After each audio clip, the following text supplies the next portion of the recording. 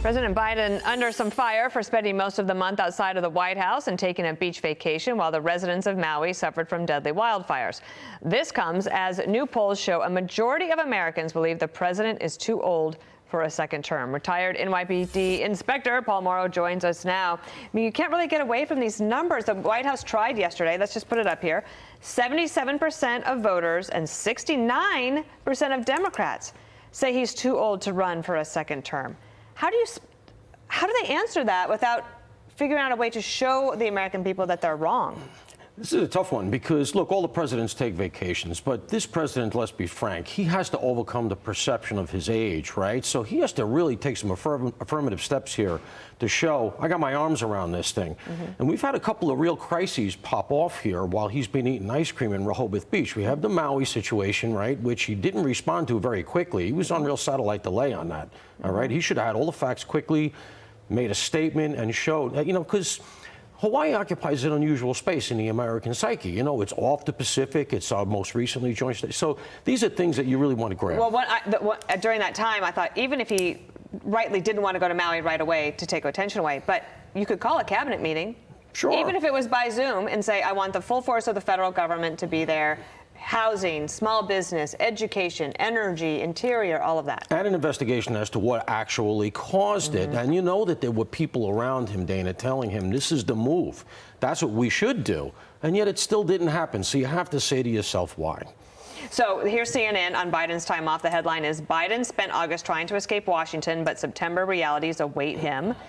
And I don't need to read the rest of it. It's basically saying he did Pilates, he has grandkids. Okay, fine. I don't want to do that. But this second story, Paul, I'm a little bit freaking out about it. Okay, the National Archives is saying it has 5,400 Biden emails in which the president potentially used fake names to forward government information and discuss business with his son Hunter. That's incredible. Apparently he used a couple of different pseudonyms, one of them J.R.B. Ware.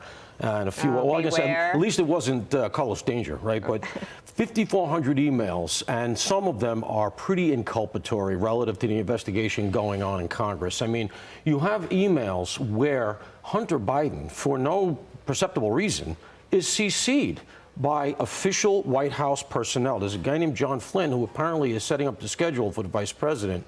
He puts Hunter Biden on a CC for a call with Poroshenko. Wow. Not long, the Ukrainian president, not long after Joe Biden pulled that leverage and said, you want that $1 billion, you got to hire the prosecutor that's looking into my son's company.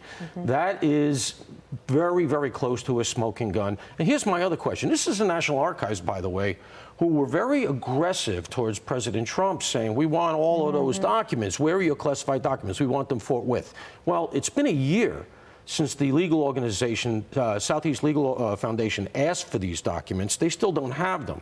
Congress should get all of these, and Comer has asked for them, unredacted. And they should have a look at these things and be able to put together a paper trail, because there's a lot going on here. And by the way, this is only known because of the laptop. In going through the laptop, they found all these other email addresses that don't look very kosher. Brett will remember this. So just imagine this scenario. This actually happened. So during the Bush administration, one of the things you'll hear about the Hatch Act, right? You're not supposed to do official campaign business when you're officially working for the government. You're supposed to separate them. Right. There was this scandal of crazy proportions, okay, that some people that worked in the Bush White House on the political side, were, when they were emailing with the RNC, they didn't remember to switch their address. Right. So were they doing it on official government business, or were they doing official government business on their private emails? And this went on forever. And I just want to challenge every one of those reporters who reported on that at the time and made me answer 1,000 questions a day about this, all the documents that we turned over, all the time that we spent. Let's see how much the media does on this. Yeah, they're not going to do much. And, you know, we saw this even during the recent Trump administration, where they were giving Kayleigh McEnany a hard time about whether she could talk from the lectern about stuff relative to the election. So obviously there's a double standard when it comes to the Republicans. All of a sudden everybody's a lawyer. They're going to split hairs on the Hatch Act.